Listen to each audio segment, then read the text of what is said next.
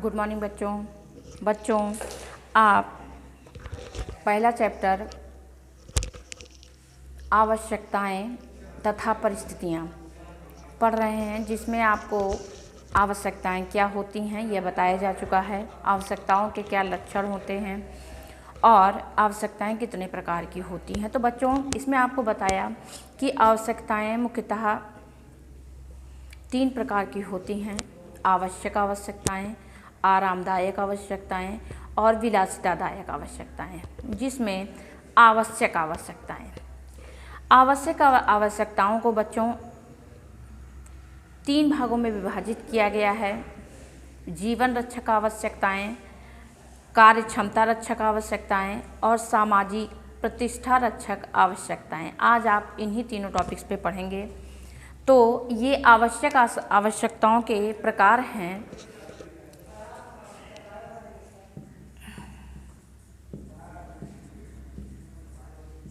आवश्यक आवश्यकताएं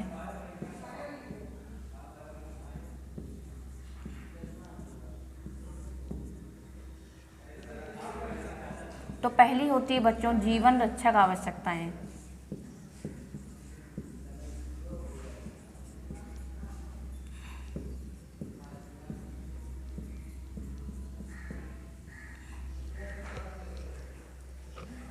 जीवन रक्षक आवश्यकताओं का अर्थ है कि वो आवश्यकताएं जो किसी व्यक्ति को जीवित रहने के लिए आवश्यक हैं और वो जीवन रक्षक आवश्यकताएं कहलाती हैं।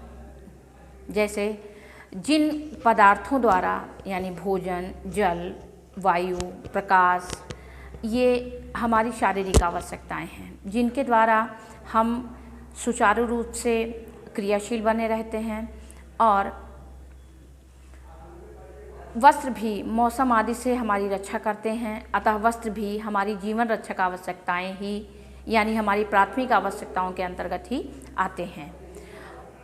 अब मनुष्य को मौसम से सुरक्षा प्रदान करने के लिए और अन्य तरीके से भी हम सुरक्षित तभी महसूस करते हैं जब हमारा अपना घर होता है, यानी हमारा उचित निवासी स्थान होता है।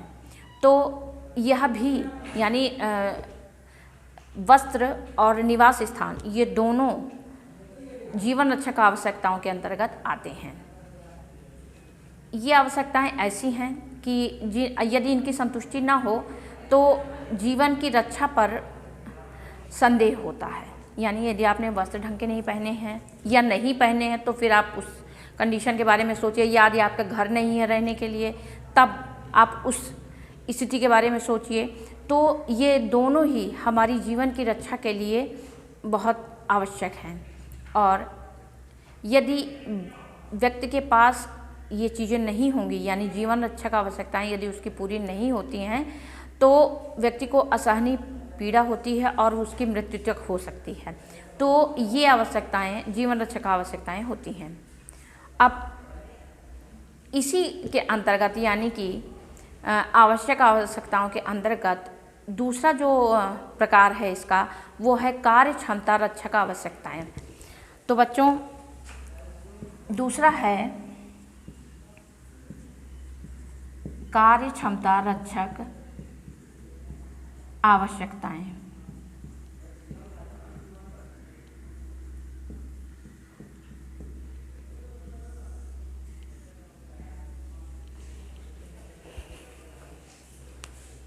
इसके अंतर्गत उन आवश्यकताओं को, उन पदार्थों को सम्मिलित किया जाता है जो किसी व्यक्ति को स्वस्थ बनाए रखते हैं, जिसकी सहायता से हम अपनी कार्य क्षमता को बढ़ा सकते हैं और बनाए रख सकते हैं। जैसे अच्छा भोजन, अच्छा वस्त्र, सुविधाजनक मकान, शिक्षा, चिकित्सा, ये सभी कार्य क्षमता रक्षक आवश्यकताएं हैं और इनका पूरा होना अत्यंत आवश्यक होता है। और इनकी अनुपस्थिति में हम कुशलतापूर्वक कार्य नहीं कर सकते हैं या उतना ही स्वस्थ हम नहीं बने रह सकते हैं। हमेशा अगर हम अच्छा भोजन नहीं करेंगे, कुछ दिनों के लिए यदि हमें अच्छा भोजन नहीं मिलता है तो कोई बात नहीं है, क्योंकि हमारा जो शरीर होता है बच्चों, वो कुछ खाद्य जो पौष्टिक तत्व होते हैं उनको हमें डेली खाने, यदि हम लगातार खा रहे हैं, अगर हम 1 महीने 10 दिन 15 दिन नहीं पाते हैं तो ऐसा नहीं कि हम बीमार पड़ जाएंगे। लेकिन अब ऐसा नहीं है कि हम कभी ना खाएं और 2-4 दिन खा लें तो स्वस्थ रहेंगे। तो हम इनके अभाव में, लगातार हम इन पौष्टिक तत्वों के अभाव में, भोजन के अच्छे भोजन के अभाव में हम दिन ब दिन कमज़ोर होते जाएंगे। तो यानी हमारी कार्य कुशलता तभी बनी रह सकती है जब हमें उचित वस्त्र, उचित भोजन, उचित मकान, यानी ये सभी चीज़ें हमें जैसी चाहिए, अगर यदि वैसी नहीं मिलेंगी तो हमारी कार्य क्षमता प्रभावित होगी। यानी कार्य क्षमता में वृद्धि तभी हो सकती है जब किसी व्यक्ति को आराम, प्रसन्नता मिलती है, अच्छा भोजन मिलता है। तो यह भी आवश्यक आवश्यकताओं के अंतर्गत आती है।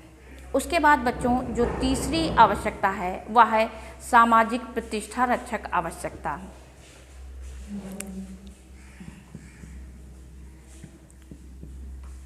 सामाजिक प्रतिष्ठा संबंधी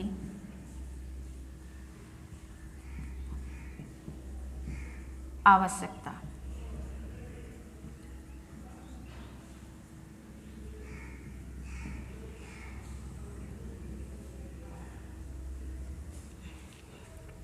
इसमें बच्चों वे आवश्यकताएं आती हैं जो हम अपने रीति रिवाजों, प्रथाओं का पालन करने में अपने समाज, समुदाय या समूह के प्रति प्रतिष्ठा को बनाए रखने के लिए आवश्यक होती हैं।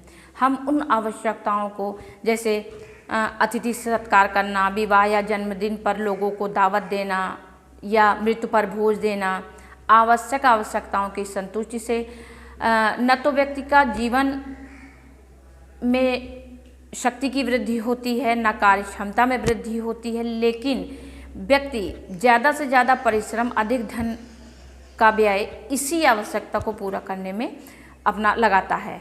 क्यों? क्योंकि यदि इन आवश्यकताओं की संतुष्टि न हो व्यक्ति, तो व्यक्ति का जीवन ऐसा लगता है कि उसका जीवन अधूरा है। यानी बच्चों यह भी अनिवार्य आवश्यकताओं के अंतर्गत आता है।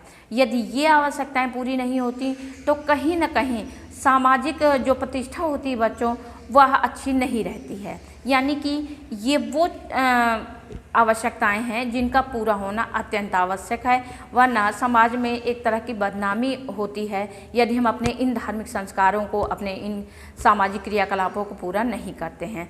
इसकी संतुष्टि के लिए व्यक्ति को अपनी कार्य क्षमता रक्षक आवश्यकताओं को भी वह कम कर देता है, लेकिन इन आवश्यकताओं को वह अवश्य पूरा करता है। तो यह भी आवश्यकता आवश्यक आवश्यकताओं के अंतर्गत ही आती है। बच्चों तो आज आपने जाना कि आवश्यक आवश्यकताएं क्या होती हैं। अब जो आपका दूसरा आवश्यकता है वह है आरामदायक आवश्यकता। आरामदायक आवश्यकता मुख्यतः अगर देखा जाए तो आरामदायक आवश्यकताओं में वो सभी चीज़ें हैं जिससे हमें सुख और संतुष्टि प्राप्त होती है।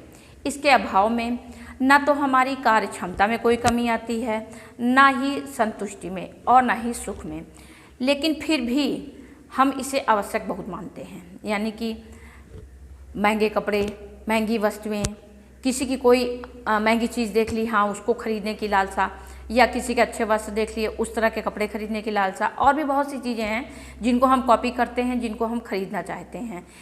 अगर हमको नहीं मिलती तो हमें कोई विशेष फ़र्क नहीं पड़ता, लेकिन हम प्रयत्न ज़रूर करते हैं और कि हमें ये चीज़ मिल जाए, या ऐसी नहीं मिल रही तो कुछ उसके जैसी ही। यानी कि फिर भी हमें इसको कहीं इसको लेकर, इसको खरीद कर, इसको प्राप्त करके कहीं न कहीं संतुष्टि हमें मिलती है। तो यह और अगर ये बस मान लो ये चीज़ें नहीं मिलती हमको, तो भी कहीं भी हम इसके बिना हमारा काम नहीं चलेगा, ऐसा नहीं होता है। तो या हम यूँ कहें कि हमारी क्रियाशीलता में, हमारी कार्य क्षमता में, हमारी संतुष्टि में कहीं कोई परिवर्तन होता है? कुछ भी नहीं होता है।